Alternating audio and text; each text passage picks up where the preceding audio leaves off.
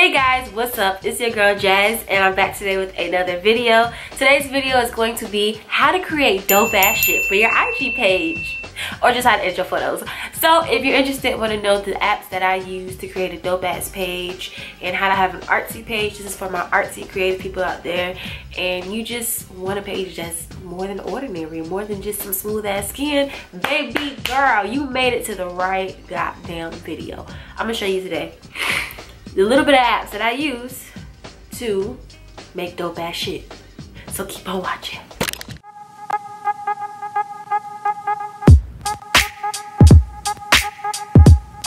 So before we get on this rampage of creating dope ass shit, I first want to show you guys my Instagram page for those of you who don't follow me and who want to see what dope ass shit looks like. Okay, I asked you guys on my IG if you wanted to see how I edit my photos, and you guys are saying yes. This is just a mini photo of how I took this to this. But this is my IG page.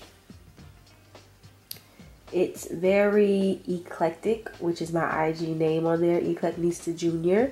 Because I'm an eclectic girl with a little fashion. But yeah, just real quick, I wanted to show you guys. Also, a little tip that I do, I actually do plan out my photos. I have another IG that's dedicated to just me simply planning out my photos. And on here, I just plan out how I want it to look, the layout. So it's currently not balanced right now, but I do aim for balance. I want it to make sense. I want it to flow. To me, Instagram has turned into this like portfolio thing, and you want to treat it as such, I feel like, because people are always watching, and I feel like it's a way for you to network with other people. Maybe photographers want to work with you, they like your style, they want to take your photo. Maybe companies want to reach out to you because you create high-end quality photos. Maybe clothing brands want to reach out to you because they like your sense of fashion. So I just always try to put out my best, but I always try to make it me, and I like to be creative and out there. So enough of me rambling. So the main apps that I use are Facetune, ViscoCam, Enlight, Fonto, Snapseed, and Afterlight. And I use all of these for different reasons. Facetune would be my go-to that I would use if I were to smooth out skin. And I did take a couple photos today to show you guys just exactly what I mean. So for like this photo, if I wanted to smooth, like my skin doesn't look bad, as you can see, like it looks pretty good, but maybe I just wanted that extra inch. I would use this photo just quickly to graze over my skin and smooth it out. You don't have to be too perfect. Sometimes I do get like really detailed in here, and I'll zoom in like this close. Just because I feel like when you zoom in closer, it doesn't look as fake as when you do it like this. Like it's kind of noticeable to me when you edit your photos. You know, from a distance. So that was before, and this is after. I don't really know how well the camera's picking up on that, but before, after. So let's say I like that. Let's say I wanted to add an hydraulic effect. Matter of fact, let's rewind. Okay, this video is all over the place already.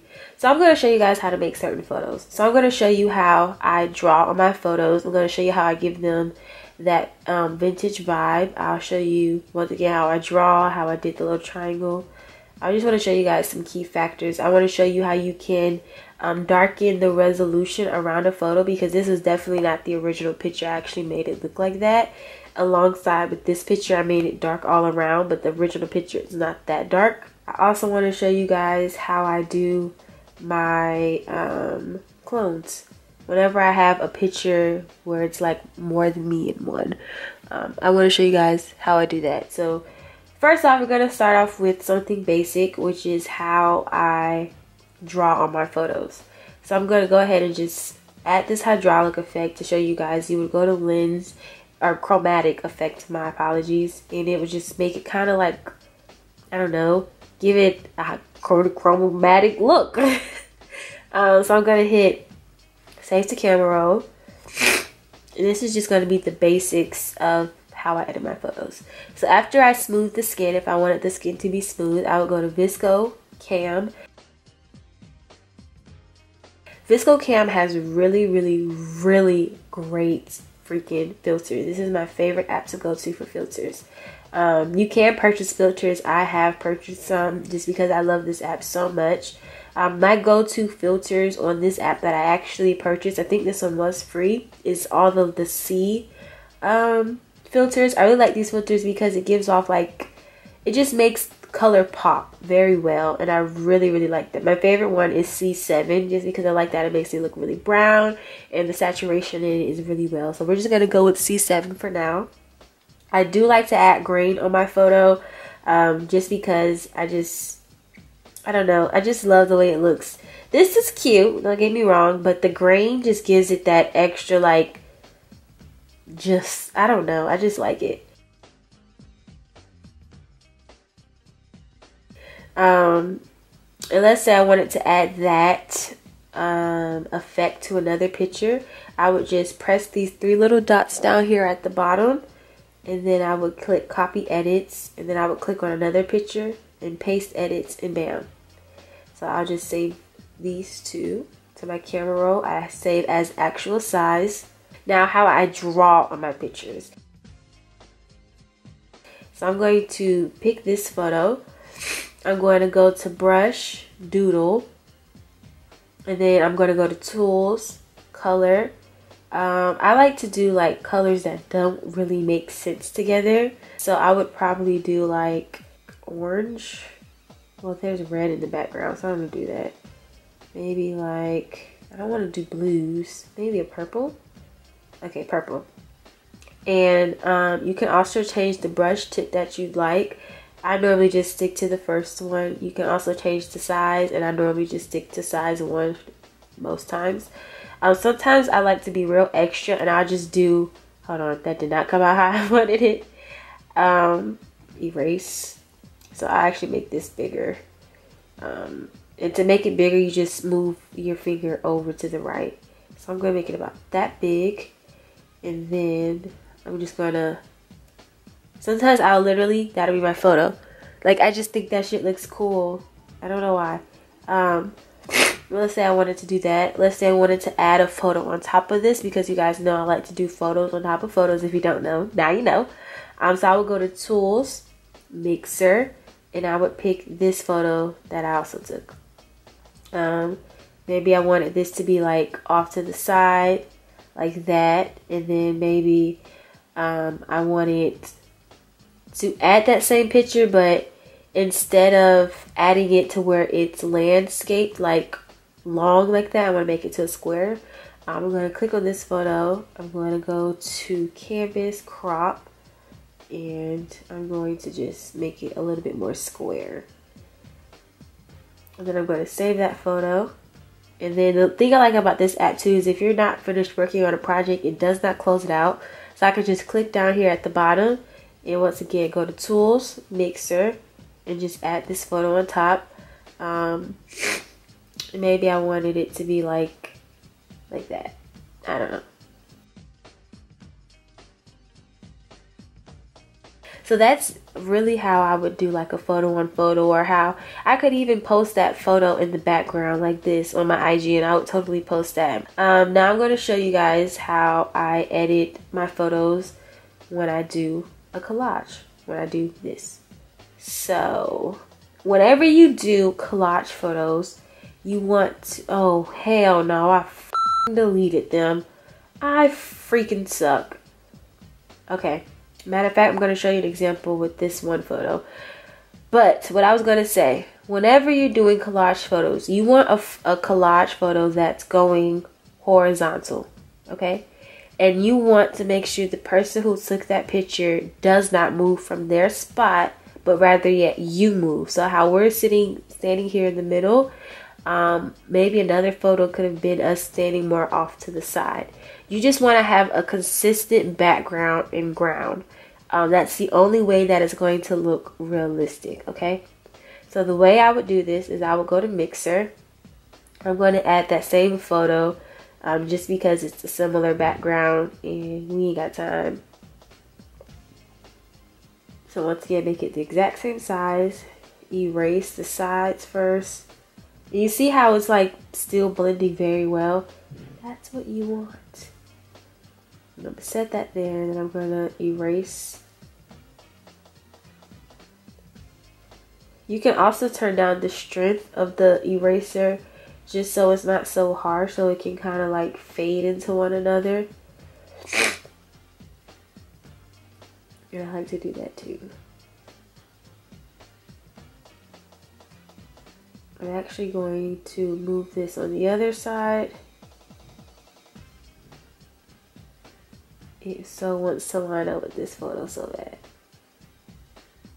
So like that. And you have to really sit here and zoom in, guys, to make sure you're getting any detail that is like telling that this is not real. I like to hit the little square buttons onto the side and do this. I can really tell like what's freaking obvious. So literally it's just us. The little specks, like I look at little things like this little white speck. It's not there, but you guys don't know that. And then I would just hit the check mark and I would be done. Let's say I don't like that other side. I could just easily crop that to make it a square for the IG. I would hit save. Maybe I wanted to give this like a vintage vibe, so I would go to my Visco Cam because they have the best freaking filters ever. I like A6 or H1 or 2, H2 for the vintage vibe.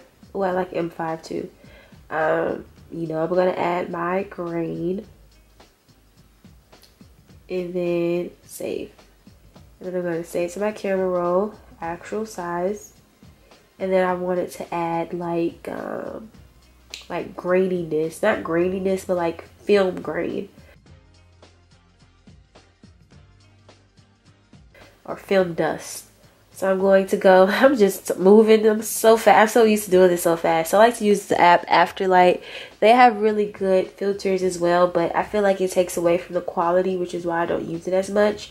But I will use it to add like film dust. So you would go to this little film thing down here at the bottom. You would click Dusty, and you'll see like it's adding little white specks onto the photo. So I like that one. So I'm going to hit done, save. Bam. What else kind of photo I could show you guys? Oh, I can show you how I did this photo. I did literally the same concept. I'm gonna show you guys another way. So if you want a blank canvas photo, I like to use, I keep moving so fast. I like to use this app called Fonto.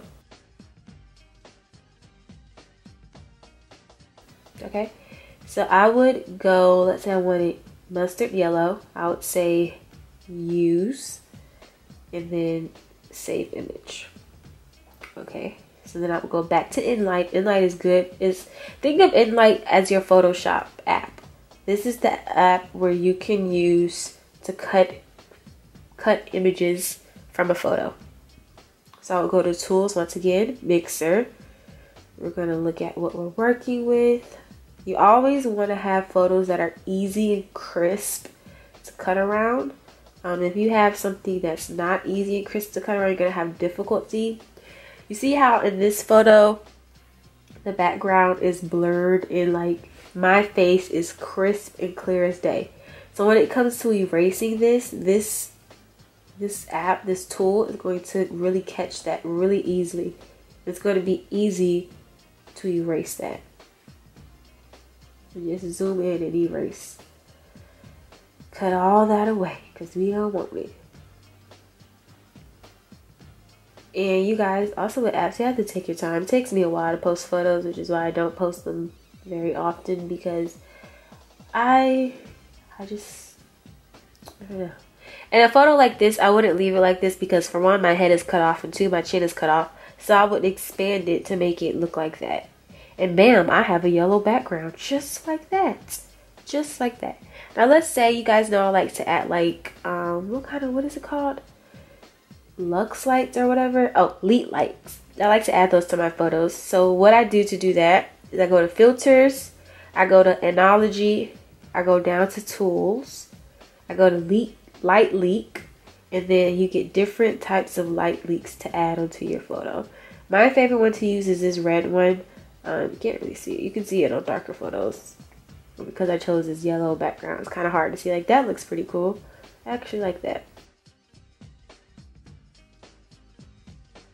Now I'm going to show you an app that lets you really target certain parts of your photo, which I freaking love this app. This is like another, I would say this is more of a photography app. I really like this app for wanting to darken certain parts of the picture. Maybe I wanted to darken this half of my face. So I would click on the, what is that? The pen tool at the bottom. I would click on brush. I would click on exposure. I would turn it down and turn it to -0.3, and I would erase or just glide this over. And look. So this was before, after, before, after. Now let's say I like that. Let's say I wanted to turn the saturation up on my lipstick. Click on saturation. I'm going to zoom in on my lips, and I'm going to pigment this more. I want my lip gloss to be popping. I want my color. I want you to see me. So, before, after, before, after. But another one I do use on here is Selective. And I'm going to show you how I use. I'm going to save that. Save as a copy too, guys. If you save as a copy, I can open up another photo. Maybe I had something else in here I wanted to use that for, and I could apply those last edits to this photo. But what I was going to show you was how I like to use the selective tool in terms of things. So I use the selective tool a lot when I want to have a very white, crisp background, and I used it for this photo down here to make it white and crisp. I'm going to choose another one because that one's already white and crisp. Okay, we'll use this one. Okay, so you see how the background is a little not all the way white? So I'm going to click selective. I'm going to tap. I'm going to scroll up. I hate when it does this. Scroll up to saturation, and I'm going to turn it down. So it kind of took away the yellowness, which is what you want to get rid of initially. I'm going to go to selective, tap, and leave it on the brightness this time, and I'm going to turn it up. And look, I'm going to do it one more time. Selective, tap, turn up the brightness. So do you guys see that white ass crisp background? That was before, after, before, after, and yeah. So I wasn't able to get to everything, but I got to a good gist of things. If you guys want a part 2 to how I edit my photos, just comment it down below. I could literally talk about how to edit photos for years because I freaking love doing it. I really feel like I should have majored in photography in college, but it's something I'll just learn and teach myself. But yeah, if you guys enjoyed this video, be sure to give it a thumbs up. Remember to check me out on my Instagram page at EclecticNistaJR. Check me out also on my Snapchat at JazzyFly125, and I will see you guys in my next video. Peace.